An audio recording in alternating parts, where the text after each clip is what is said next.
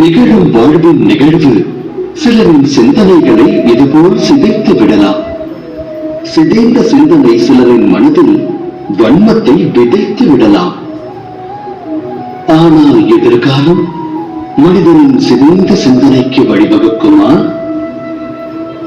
நடவாது.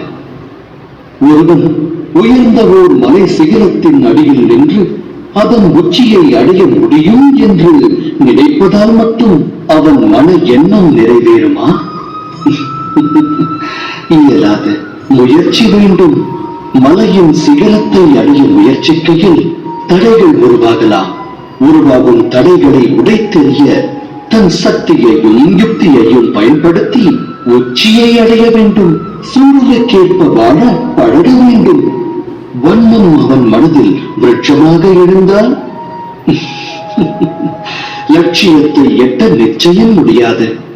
இறைவனை மனதில் நிறுத்தி எதையும் தொடங்க வேண்டும். இது அனைவரின் வாழ்விற்குமான அறிவுரை அல்லவா? சத்திய நெறியில் வாழ்வதை விட்டு இருள் பற்றிய வழியில் பற்றுதல் கொண்டால் மனிதனின் வாழ்வு அதன் பிறகு வெற்றி புள்ளியாகும். அதோடு முற்றுப்புள்ளியாகும். வாழ்வில் அனுபவம் கற்றுத்தரும் பாடம் இது. அப்படி என்றால் வாழ்வின் பாதை எதுவாக வேண்டும்?